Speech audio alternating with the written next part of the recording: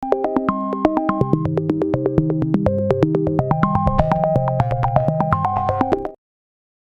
की इस वीडियो में आप लोगों को बताने वाली हूँ artificial intelligence using Python hand on exercise 2 का सलूशन। सबसे पहले आपको यहाँ पर बताती चलूं कि इन्होंने प्रॉब्लम स्टेटमेंट में आपको बताया है कि आपने डेटा प्रोसेसिंग के ऊपर काम करना है पाइथन और पांडास का यूज करते हुए। एक इन्होंने फाइल दी है हाउस प्राइस प्रिडिक्शन के नाम से, आपने उसको लोड करना है डेटा फ्रेम सेट के लिए, फ्रेम सेट के लिए, और साथ में उसका स्ट्रक्चर जो है वो आपने अंडरस्टैंड करने की कोशिश करना है। एक बात याद रखो कि बेसिक एनालिसिस करेंगे हम, यहाँ पे डेटा को हैंडल करेंगे, मिसिंग वैल्यूज रिमूव वैल्यूज को यहाँ पर देखेंगे, और साथ ही साथ वेरिएबल को न्यूमेरिक फॉर्म में कन्वर्ट करेंगे। ऑब्जेक्ट क्या है कि डेटा स्ट्रक्चर को फर्दर एनालिसिस और मॉडल बिल्डिंग के लिए यूज करें। इस एक्सरसाइज का इस्तेमाल करते हुए हम कोई भी प्रोग्रामिंग एनवायरनमेंट जैसे कि जुपिटर नोटबुक, गूगल कोलैब या VS कोड का यूज कर सकते हैं। मैं तो VS कोड का यूज करती हूँ बिकॉज वो आसान भी होता है, सब लोगों को समझ में भी अच्छे से आता है और उसमें एग्जीक्यूशन करना आसान भी है। तो मैं इस एक्सरसाइज के लिए भी VS कोड को यूज करूंगी। आपने सबसे पहले काम क्या करना है कि SIT उन्होंने क्या कहा है कि स्क्रीनशॉट लेने हैं अपने कोड के और उनको MS वर्ड की फाइल के अंदर आपने पेस्ट करना है। ठीक है। सबसे पहला काम क्या करना है, हाउस प्राइस प्रिडिक्शन के नाम से एक फाइल है LMS के ऊपर, आपने इसको जो है वो सिंपल डाउनलोड कर लेना है। लिंक ये दिया हुआ है, मैंने ऑलरेडी डेस्कटॉप पे एक फोल्डर बनाया हाउस प्रोजेक्ट के नाम से। आप प्रोजेक्ट या एक्सरसाइज किसी भी नाम से एक फोल्डर बना सकते हैं, उसके अंदर आपने सिंपल क्या करना है, इस वाली फाइल को यहाँ पे रख देना है। ठीक है, रखने के बाद अब हम क्या काम करेंगे, अब हम जो है वो अपने टास्क करेंगे। टास्क करने के लिए पहला टास्क देख लेते हैं, कहता है load the data into Panda data frame the first 10 raw. अच्छा, अब यहाँ पे ना एक चीज है जो कि इम्पोर्टेंट है। अच्छा, वो अब इम्पोर्टेंट चीज क्या है, हम जरा उसके बारे में भी बात करते हैं कि भाई ऐसा क्या है उसके अंदर इम्पोर्टेंट के जो है वो हम यहाँ पर उसका यूटिलाइजेशन करते हैं। ठीक है, तो अच्छा उसमें इम्पोर्टेंट जो चीज है वो उसके अंदर ये इम्पोर्टेंट चीज है हमारे पास कि हमने जो है वो इस फाइल को सबसे पहले खोलना है। देखो, मैं तुम्हें खोल के इस फाइल को सबसे पहले दिखा देती हूँ ताकि जो है वो आपको समझ में आ जाए कि इसको जो है वो किस तरह से बनाया गया है। इसके अंदर पांडा लाइब्रेरीज का यूज करेंगे हम, और एक्सेल की फाइल है ये, साथ ही साथ हम इसको VS कोड के अंदर बना रहे हैं। अब ये देखो, ये मेरी फाइल थी, मैंने यहाँ पे ओपन कर ली है। इसके अंदर ये सारा डेटा जो है वो अवेलेबल है, हमने इस डेटा पे काम करना है। ठीक है, तो इसके लिए हम क्या करेंगे, विजुअल स्टूडियो कोड में जाएंगे, फाइल में जाएंगे, ओपन फोल्डर वाले ऑप्शन पे क्लिक करेंगे। फोल्डर वाले ऑप्शन पे क्लिक करने के बाद ये रहा मेरा हाउस प्रोजेक्ट, इसका फोल्डर मैंने सेलेक्ट कर लिया। सेलेक्ट जैसे कर लिया, यहाँ पे देखो आपको ये हाउस प्रोडक्शन की फाइल नए फोल्डर में नजर आएगी। यहाँ से क्लिक करो, एक नई फाइल बनाओ, इसका नाम दे दो एक्सरसाइज solution.py। ठीक है, ये आ गई मेरी पाइथन की फाइल जो कि मैंने यहाँ पे क्रिएट कर ली। अब क्या करना है, अब हमने टास्क करना है। टास्क करने से पहले मैं हमेशा यहाँ पे एक काम करती हूँ जो कि होता है मेरा अपना नाम। मैं हमेशा अपना नाम प्रेफर करती हूँ अपनी फाइल्स के ऊपर लिखने के लिए। आपको भी मैं यहाँ पे इनकरेज करती हूँ कि आप हमेशा अपने फाइल्स के ऊपर अपना नाम मेंशन करो ताकि पता चले कि जी आपने इस चीज को जो है वो यहाँ पे कंपाइल किया है। ठीक है, यहाँ पे है हमारे पास एक्सरसाइज 2 AI यूजिंग पाइथन की, तो हमने यहाँ पर इसको कंपाइल कर लिया। ठीक है, अच्छा अब हमारे पास अगला टास्क क्या है, हम अपना टास्क देख लेते हैं। हमारे टास्क के अंदर सबसे पहले कहता है टास्क 1 में data loading, load the data into Panda data frame and display the first 10 Ross. ठीक है, अब हमने क्या करना है कि हमने ये वाला टास्क सबसे पहले यहाँ पे कंप्लीट करना है। क्या चीज कॉपी हो गई, अच्छा डेटा प्रोसेसिंग कॉपी हो गई, मतलब दूसरा तीसरा टास्क कॉपी हो गया, पहला वाला टास्क कॉपी हुआ। ये कॉपी किया मैंने, इसको मैंने यहाँ पे पेस्ट कर दिया। डेटा लोडिंग मेरा पहला टास्क है, हमने पहली जो 10 रॉज हैं इसके अंदर से उनको क्या करना है, डिस्प्ले कराना है। देखो, अब क्योंकि हम पांडा लाइब्रेरी पे काम कर रहे हैं तो हम सबसे पहला काम क्या करेंगे, अपना टर्मिनल खोलेंगे और टर्मिनल खोल के इसके अंदर हमने सबसे पहले पांडास को इम्पोर्ट करना है। तो इम्पोर्ट पांडास के लिए हम क्या करेंगे, इम्पोर्ट पांडास की कमांड यूज करेंगे। अगर आपको नहीं पता तो आप यहाँ पर लिख सकते हो इम्पोर्ट पांडा कमांड, ताकि आपको जो है वो आइडिया हो जाए कि हम कौन सी कमांड से जो है वो इसको इम्पोर्ट करते हैं। ठीक है, ये हमारे पास इम्पोर्ट पांडा जेड PD की कमांड होती है, और इसको हमने क्या करना होता है, इसकी हमने जो है वो इंस्टॉल की जो है वो यहाँ पे कमांड देखनी है। ठीक है, इंस्टॉल की कमांड ये मैं क्यों बता रही हूँ, मैं इसलिए बता रही हूँ, मतलब मैं डायरेक्ट भी लिख सकती थी ना इसकी कमांड पे इंस्टॉल पांडास, लेकिन नहीं इसलिए बता रही हूँ कि जो है सम टाइम क्या होता है, कुछ कुछ बच्चे होते हैं जब वो नया नया कर रहे होते हैं ना, उनको आइडिया नहीं आता कि जी आप ये कहाँ से लेके आई, अब अगर मैं डायरेक्ट इसको टर्मिनल में लिख देती तो वो बोलते कि जी ये कहाँ से आया, तो वो बताना पड़ता है हर एक बच्चे को। ठीक है,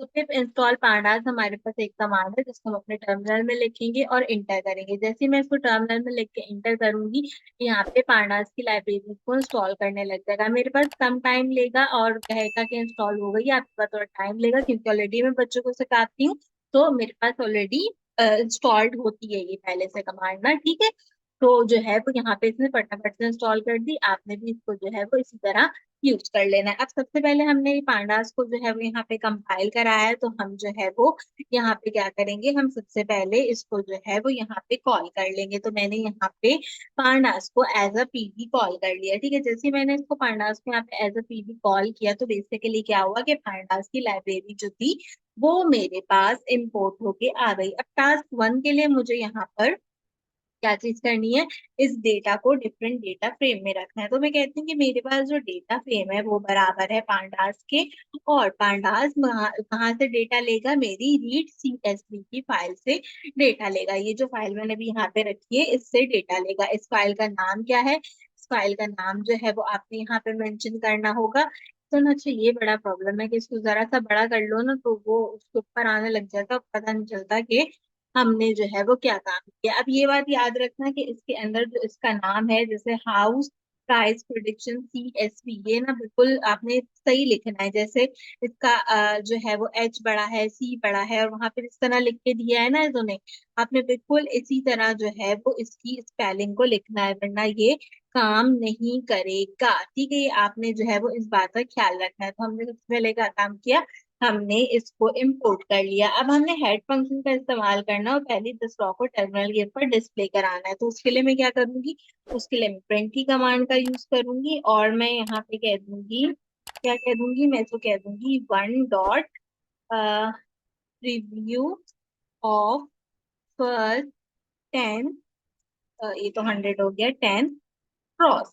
ठीक है, ये आ गया मेरे पास यहाँ पे। अच्छा, और हर रॉ को हमने क्योंकि नई लाइन के अकॉर्डिंगली डिस्प्ले कराना है, तो मैं डॉट एन का यूज करूंगी। और ये हम कहाँ से ले रहे हैं, ये हम यहाँ पे जो है वो इसको हम यूटिलाइज करा रहे थे अपने डेटा सेट से, तो मैं उसके लिए डीएफ का यूज करूंगी। और डीएफ के अंदर हमने हेड की कमांड का यूज करना है, और हेड में हम बता देते हैं कि हमने कितने एलिमेंट्स को डिस्प्ले कराना है, तो 10 को डिस्प्ले कराना है। तो मैंने सिंपल 10 यहाँ पे मेंशन कर दिया। कंट्रोल एस करेंगे, कंट्रोल एस करने के बाद इसको प्ले करके देखेंगे टर्मिनल में कि क्या हमारे पास डेटा जो है वो टर्मिनल में प्ले होके आ रहा है। तो आप ये देखो 10 रॉ का डेटा आ गया, 0 से 9 10 रॉ होती है, तो 10 रॉ का डेटा जो है वो क्या हुआ, मेरे पास डिस्प्ले होके आ गया। तो अब मैं क्या करूंगी, यहाँ से लूंगी इसका स्क्रीनशॉट और इसको सबमिट करा दूंगी MS वर्ड की फाइल में। पहले टास्क, पहला टास्क क्या होगा, कंप्लीट हो जाएगा। दूसरे टास्क के अंदर डेटा की एक्सप्लोरेशन करनी है। इसके लिए क्या करेंगे, इसके लिए हमने जो है वो चेक करने हैं सारे कॉलम को और समरी जनरेट करनी है न्यूमेरिक फीचर्स में। ठीक है, अब हम दूसरे टास्क में आते हैं। दूसरे टास्क को मैं इसके नीचे जरा पेस्ट करती हूँ। यहाँ पे हम अगेन जो है वो क्या करते हैं, इसमें अपने हैश लगा देते हैं। ऊपर का जो कोड है वो आपने बंद नहीं करना, ये बात याद रखना। ये कहीं ऊपर का कोड बंद करना शुरू कर दो, ऊपर का कोड बंद नहीं करना, कोड चलता रहेगा इसके साथ ही साथ। ठीक है, अब हमने क्या करना है, डिस्प्ले करना है शेप ऑफ डेटा को, ऑल द कॉलम्स को और उनकी जेनेटिक समरी को। ठीक है, शेप से पता चलता है कि डेटा सेट कितनी रॉज और कितनी कॉलम के अंदर है। तो हम क्या करेंगे, सबसे पहले प्रिंट करा लेंगे। प्रिंट कराने के लिए मैं यहाँ पे कहूंगी कि एक नई लाइन लो जिसमें आप जो है वो दूसरी चीज मुझे डिस्प्ले करके, तो दूसरी चीज में क्या है, टाइप ऑफ कॉलम, या मैं क्या चीज लिख सकती हूँ उसके अंदर, न्यूमेरिक फीचर। चलो न्यूमेरिक फीचर नहीं लिखती, मैं लिखती हूँ कि आप दूसरा मुझे ये बताओ, टोटल, मैं यहाँ पे लिखती हूँ total column, COLMN S columns and raw of data set. ठीक है, आपने जो है वो यहाँ पे ये लिखना है। जाहिर है मैं सोच के लिखूंगी ना कि क्या चीज इसके अंदर लिखनी है। ठीक है, तो हमने जो है वो इसके अंदर इसको डिस्प्ले कराना होगा। अच्छा, ये वो लगाने थे अपना कॉलन मैंने कुछ ज्यादा ही वो लगा दिया, ठीक है। बेसिकली इसमें शेप्स आएंगी, ठीक है। और हम ये शेप लेंगे कहाँ से, हम ये शेप्स अगेन लेंगे यहाँ पे डेटा फाइंडिंग से। डेटा फाइंडिंग में हमने क्या चीज देखनी है, हमने यहाँ पे शेप देनी है, ठीक है। तो शेप बेसिकली टप्पल यानी कि इंटीजर की फॉर्मेट के प्रॉपर्टी के अंदर अवेलेबल है, तो हमने इसको यहाँ पे सिंपल कॉल कर लिया। अब हर कॉलम की अपनी एक टाइप है और हर कॉलम का अपना एक न्यूमेरिक फीचर है, तो वो भी हम क्या करेंगे, प्रिंट कराएंगे। इसके लिए मैं अगेन एक प्रिंट की कमांड लूंगी। इससे मैं बोलूंगी कि क्या करो, एक और नई लाइन लो। हर एक बार हम नई लाइन ले लेते हैं ना, ताकि हमें जो है वो प्रॉब्लम नहीं हो, ठीक है। मैं यहाँ पे लिखती हूँ data type of each column, ठीक है।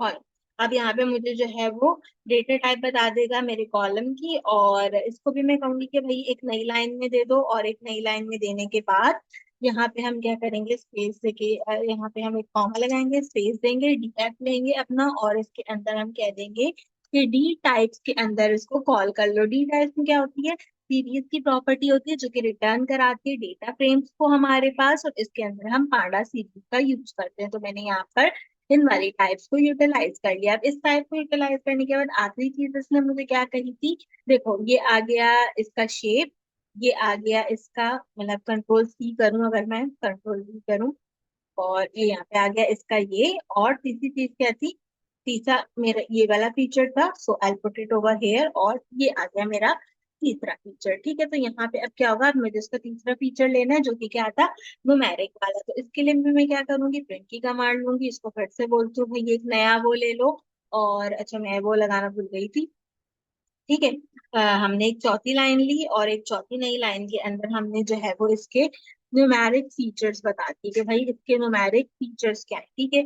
FEATURES, ठीक है। न्यूमेरिक फीचर्स जो है वो हमने इसके बता दिए इसके अंदर, इस लाइन में। और इस लाइन के अंदर जो है वो हम क्या करेंगे, इस लाइन के अंदर हम स्टेरिक्स को कॉल करते हैं, तो स्टेरिक्स के लिए भी हम यहाँ पे DF का यूज करेंगे, और यहाँ पे इसको डिस्क्राइब करेंगे, ठीक है। अच्छा, एक तो मेरे कीबोर्ड से ना वो नहीं बचता, क्या, डी नहीं दबता। डिस्क्राइब करेंगे तो लिस्ट आएगी, लिस्ट में एग्जीक्यूट और इंक्लूड जो डेटा फ्रेम्स हैं दोनों को चेक कर लेगा, और इसकी जो है वो यहाँ पे हमें डिटेल दे देगा। और इसके आगे ब्रैकेट लगाइएगा वरना ये रन नहीं करता है, ठीक है। तो यहाँ पे हमारे पास ये चीज भी कंपाइल्ड होके आ गई। अब हमारा जो दूसरा टास्क है वो भी कंप्लीट हो गया। हम इसको रन करके देखते हैं। हाँ, तो सारा का सारा डेटा ना एक साथ आते रहेगा। देखो यहाँ पे मैं आपको दिखाती हूँ, ये पहली 10 रॉ थी जो मेरे पास यहाँ पे प्रिंट हो गई थी। इसके बाद ये रहा मेरा total column of data set जो कि मैंने यहाँ पे प्रिंट कराया है। मैं यहाँ से चली जाती हूँ इस तरह, ठीक है। ये आ गया मेरा total column of data set, तो मैंने यहाँ से इसका स्क्रीनशॉट लिया, और नीचे जो है वो इसको पेस्ट कर दिया। अच्छा, total column of data set के साथ जो है वो उसने मुझे बता दिया कि कितने, और हर एक कॉलम में जो है वो कौन कौन सा कॉलम है, आईडी है, MS सब क्लास है, लॉट एरिया है, ओवरऑल जो है वो चीजें हैं, एयर बिल्ड है, वो सब चीज ने मुझे बता दिया। यानी कि क्या चीज बता दी, टाइप ऑफ ऑल कॉलम बता दी, और आखिर में मुझे स्टेटिक्स बताने थे, तो वो स्टेटिक्स भी इसने नंबर फ्रेम के अंदर यहाँ पे मुझे अलॉट कर दिए। तो वो भी मैंने क्या किया, स्क्रीनशॉट लिया और इसके अंदर जमा करा दिया। तो ये वाला टास्क भी हो गया। अगर आपने अभी तक मेरे वीडियो को लाइक नहीं किया तो जल्दी से मेरे वीडियो को लाइक कर दो, ताकि हम अच्छे से इसको कंपाइल कर लें। अब यहाँ पे ना डेटा क्लीनिंग है। अब डेटा क्लीनिंग जो है ना वो आसान चीज नहीं होती। मैं आपको ये चीज बहुत इंपॉर्टेंट बताऊं, डेटा क्लीनिंग सबसे मुश्किल स्टेप होता है किसी भी प्रोसेस को करने से रिलेटेड। तो डेटा क्लीनिंग का स्टेप आपने बहुत ध्यान से करना है, ठीक है। क्योंकि अगर आप इस स्टेप में जरा सी भी गलती करोगे तो आपके पास चीजें जो है वो सही से आइडेंटिफाई नहीं होगी। अब हम जो है वो यहाँ पे इसको कंपाइल करते हैं, डेटा क्लीनिंग वाले पार्ट को। बाकी चीजें मैंने थोड़ी सी हटा दी है ताकि भाई आपको थोड़ा सा मसला नहीं हो इसको लिखने के अंदर। मैं यहाँ पे सबसे पहले क्या करूंगी, प्रिंट कराऊंगी। प्रिंट कराने के लिए मैं एक नई लाइन को लूंगी, इसको मैं फिफ्थ कह दूंगी ताकि जो है वो किसी तरीके की प्रॉब्लम ना हो।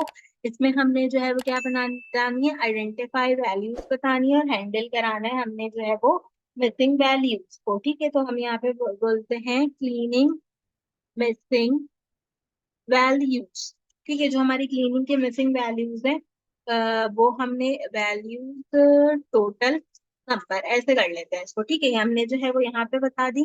इसको भी एक वही नई नई लाइन में बताते रहो, और साथ ही साथ हमने क्या करना है, हमने इसको भी अगेन DF से कॉल करना है, यानी कि डेटा फ्रेम से कॉल करना है कि हमारी फाइल से लेगा, और हमने बताना है कि इसको ये इस नल की प्रॉपर्टी के अंदर होना चाहिए डेटा फ्रेम, ठीक है। यानी कि जो मिसिंग वैल्यूज होंगी जहां जहां जीरो होगा वहां वहां पे ये इसको चेक कर लेगा, ठीक है, क्योंकि ये हमारे पास यहाँ पे अवेलेबल है। तो हम इसको रखेंगे और साथ में इसका करा लेंगे सम कराने का रीजन क्या है कि भाई यहाँ पे जो मिसिंग डेटा होगा वो हमारा आसानी से आ जाएगा, ठीक है। तो सबसे पहले हमने इसको कंपाइल कर लिया। अब न्यूमेरिक कॉलम हमारे पास जो है उन कॉलम के अंदर खाली जगह कितनी, यानी कि वो कितने एवरेज पे है ना, जो मिसिंग वैल्यूज है वो कितने एवरेज पे है, आपको वो भी देखनी है। तो मैं यहाँ पे जो है वो एक वेरिएबल बनाती हूँ नम कॉल्स के नाम का और कहती हूँ कि या कॉल्स का मतलब है कॉलम, ये मेरे डेटा फ्रेम में से आप क्या करो सिलेक्ट करो, डेटा फ्रेम में से सेलेक्ट करो, क्या करो डी टाइप, मैंने ऊपर डी टाइप मेंशन किया था भी आपके पास, ठीक है। उन डी टाइप को आप यहाँ पे मेंशन करो और इसके अंदर आपने क्या करना है इंक्लूड की कमांड का यूज करना है, जिसमें हम डेटा फ्रेम के कॉलम्स को इंक्लूड करेंगे। और जब मैं इन कॉलम्स को इंक्लूड करूंगी तो कॉलम्स में मेरे पास क्या चीज होती है, कॉलम में मेरे पास होते हैं नंबर, ठीक है। तो हम सिंपल नंबर्स को इसमें कॉल करेंगे और नंबर्स को कॉल करने के बाद ये नंबर मैं कहाँ से लूंगी, ये नंबर मैं ले लूंगी कॉलम से, कॉलम से, ठीक है, कॉलम से ले लूंगी। मैंने गड़बड़ की है कहीं, कुछ तो मैंने गड़बड़ कर दी है मुझे ऐसा लग रहा है। कॉलम्स मेरा ना ब्लू होना चाहिए बट चलो आई हैव नो आइडिया, भी देखते हैं। फिर से मैं जाती हूँ डेटा फ्रेम में, डेटा फ्रेम में मैं जाके बोलती हूँ कि मेरे जो नंबर ऑफ कॉलम्स हैं आप उनको यूटिलाइज करो, ये हो जाएंगे मेरे डेटा फ्रेम के नंबर ऑफ कॉलम।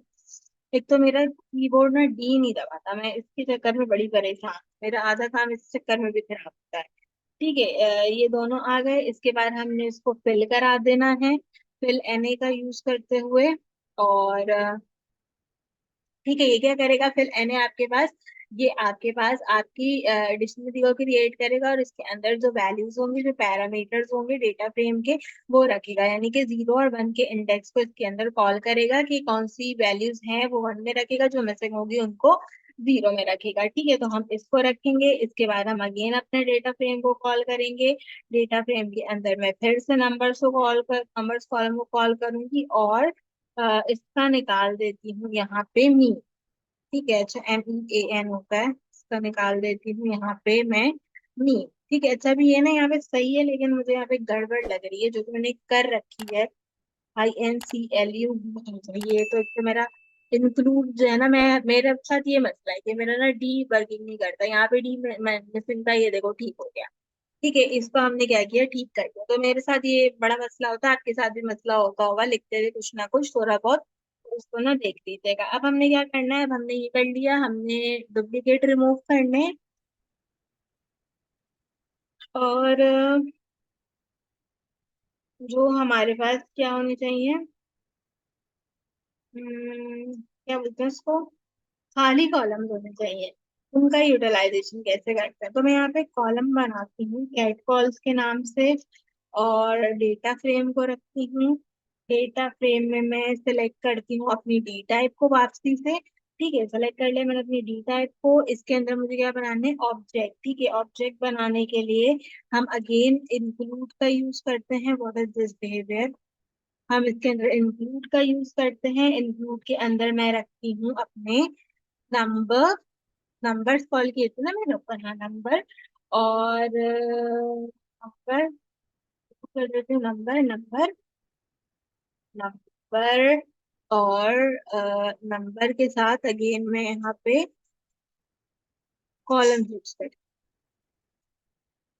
नंबर और कॉलम, नंबर और कॉलम, मैं कहती हूँ कि मेरे पास जो कॉलम है वो हो जाएगा कैट कॉलम से, ठीक है। हमने इसको कैट कॉलम से कॉल कर लिया, कैट कॉलम से कॉल करने के बाद मैंने डेटा फ्रेम लिया, डेटा फ्रेम के अंदर मैंने कॉलम रखे, कॉलम जो थे वो मेरे यहाँ पे बराबर थे डेटा फ्रेम कॉलम के। और इसमें से मुझे क्या करना है फिल्टर कराना है, तो डॉट फिल्टर हम यहाँ पे यूज करेंगे। और बल्कि डॉट फिल्टर की जगह फिल एन वापसी यूज करते हैं, ठीक है। फिल एन को यूज करेंगे और फिल एन को यूज करते हुए अगेन ऊपर वाली पूरी कमांड यूज करेंगे डेटा एप, और इसके अंदर अगेन से कॉलम, कॉलम के अंदर मेरे पास आएगा इसका मोड, यहाँ पे हमने इसका मोड रखना होगा जो कि मेरे पास 0 के अकॉर्डिंग होता है। मैंने इसका मोड रखा और मोड में मुझे क्या चीज बतानी है, मोड में मुझे इसको बताना है कि ये 0 होना चाहिए। ठीक है, तो अब मैंने यहाँ पे इसको रख दिया। अच्छा, अब हमने क्या करना है, अब हमने इसको डुप्लीकेट भी कराना है। हमने इसकी जो डुप्लीकेट वाली चीज है वो भी मुझे रिमूव करना है। ऐसा क्यों लग रहा है कि मुझे ऐसा पता नहीं क्यों लग रही है, मेरे को गड़बड़ कर रही हूँ। मैं भी ना 2 मिनट बाद देखती हूँ, तो मुझे ऐसा लग रहा है। ठीक है, इसके लिए मैं डेटा फ्रेम को यूज करती हूँ। इसके लिए हम ड्रॉप डुप्लीकेट के नाम का जो है वो एक एलिमेंट बना लेते हैं। इस ड्रॉप डुप्लीकेट एलिमेंट के अंदर हम इन प्लेस का यूज करेंगे। इन प्लेस बेसिकली क्या करता है, आपके पास ये पैरामीटर होता है जो कि डुप्लीकेट रॉस को रिमूव करता है। ठीक है, अगर इसकी कंडीशन ट्रू होगी तो ये क्या हो जाएगा, रिमूव हो जाएगा बूलियन से। और हमने यहाँ पे जो है वो इसकी स्टेटमेंट प्रिंट करा देनी है। प्रिंट कराने के लिए मुझे एक नई लाइन लेनी है और इस नई लाइन में मैं कह देती हूँ डेटा क्लीनिंग कंप्लीटेड। ठीक है भाई, डेटा क्लीनिंग कंप्लीटेड और missing and duplicate values are handle. ठीक है, ये मेरे पास यहाँ पे मैंने एक स्टेटमेंट दे दी। ठीक है, अब हम क्या करते हैं, अब हम इसको जरा प्ले करते हैं and we will see the result. क्या रिजल्ट आ रहा है। अच्छा जी,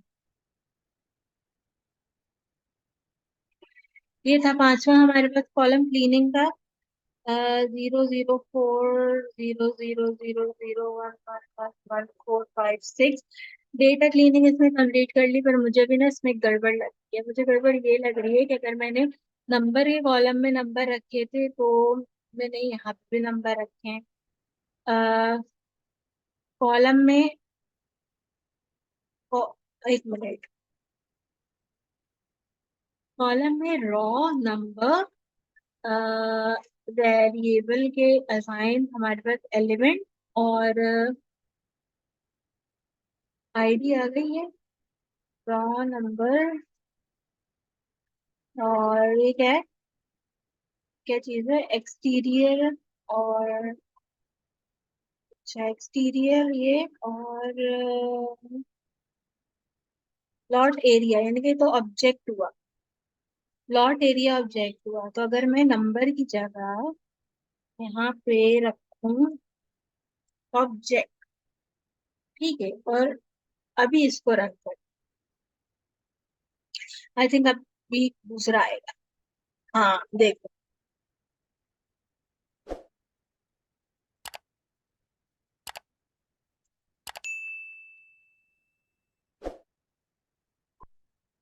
वार्निंग भी दे रहा है खैर ये मुझे यहाँ पे। लेकिन अभी देखो 0 0 4 0 0 1 1 1, I think now this one is correct. ठीक है, लेकिन मुझे थोड़ी सी गड़बड़ आ रही थी आई थिंक। चलो ये यहाँ पे इसका रिजल्ट आ गया। मैंने रट्टा थोड़ी लगाया है ना भाई। ठीक है, ये हो गया हमारे पास ये हैंडल और ये हमने यहाँ पे पेस्ट कर दिया, जो कि थोड़ा मुश्किल था। अब बाकी ये दो चीजें हैं उनको भी देख लेते हैं। ये है फीचर सेक्शन, इसमें आइडेंटिफाई करना है हमने फीचर को एनालिसिस के लिए और कॉलम से चीजें रिमूव करनी है। या अल्लाह मैं थक गई हूँ, इस हर कोर्स की एक्सरसाइज में आना ना आसान काम नहीं होता। ठीक है, चलो अब क्या करना है, अब इसको रिमूव करना है। अगर मैं कहती हूँ मेरे पास हर एक चीज की एक आईडी है। ठीक है, हर एक चीज की एक आईडी है जो कि मैं कहाँ से ले रही हूँ, जो कि मैं ले रही हूँ अपने डीएफ कॉलम से। ठीक है, इससे ले रही हूँ डीएफ कॉलम्स, यानी ये डेटा फ्रेम के कॉलम्स है। तो आप ये करो, डेटा फ्रेम के कॉलम्स में से ड्रॉप कर दो। क्या चीज ड्रॉप कर दो, इसके सबसे पहले जाओ कॉलम के अंदर और कॉलम के अंदर जाने के बाद कॉलम की करो क्या चीज चेक, कॉलम की करो आईडी चेक। या अल्लाह ब्रैकेट, ब्रैकेट्स आते हैं ये और दिस वन एंड मेरा डी लग जाए यहाँ से। आईडी चेक कर लेंगे। आईडी चेक करने के लिए इन प्लेस का यूज करेंगे। हो गया। इन प्लेस का यूज करेंगे और कंडीशन कर देंगे true। हाँ ना, सही लिख रहा है। इन प्लेस का यूज करेंगे और कंडीशन कर देंगे ट्रू। अच्छा भाई, तो मेरा डी डी से ना, मैं अपने डी से बहुत परेशान। के चक्कर में आधी जिंदगी मेरी खराब हो जाती। ठीक है, अब यहाँ पे आगे प्रिंट और एक और नई लाइन ले लेते हैं। नई लाइन लेके इसको सिक्स कह देते हैं। अरे यार, वो कहाँ गया? ये कहते हैं इसको, हाँ ये। एक नई लाइन ली, इसको सिक्स कह दिया। सिक्स में इसको कह देते हैं रेलेवेंट फीचर फॉर एनालिसिस। ठीक है, ये हमने इसको फालतू में कह दिया क्योंकि मुझे कुछ और समझ नहीं आ रहा था कहने के लिए, तो हमने इसको सिंपल यही कह दिया। मैं दिमाग में संभाल नहीं किया। ठीक है, इससे कॉलम का जो हमारे पास क्या होगा, अपना एनालिसिस किया हुआ डेटा होगा वो आ जाएगा। तो क्या, हम इसको आगे देखते हैं क्या हो गया।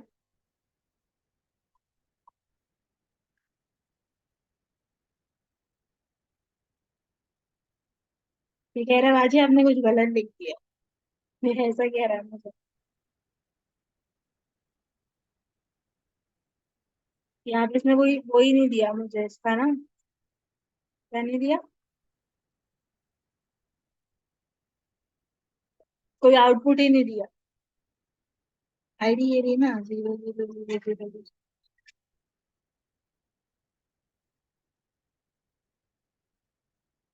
गाइस पता नहीं, आई थिंक मैंने सही किया है ये। मेरे को यही लग रहा है ये सही है। बाकी बता दो, क्यों नहीं आया रिजल्ट, आई डोंट नो। तुम बताओ, कमेंट सेक्शन में कोई रिजल्ट आना चाहिए था। नहीं तो अननेसेसरी कॉलम को रिमूव कर दिया ना, तो रिजल्ट बनता था या नहीं बनता था, कमेंट सेक्शन में बताओ, मुझे नहीं पता इस बारे में। अच्छा, आखिरी देख लेते हैं, डेटा प्रोसेसिंग है आखिरी हमारे पास। आ, थोड़ी कंफ्यूज हूँ मैं, टू बी वेरी ऑनेस्ट। इसके अंदर मेरे को नहीं पता। आई आई डोंट नो। मैं तुमको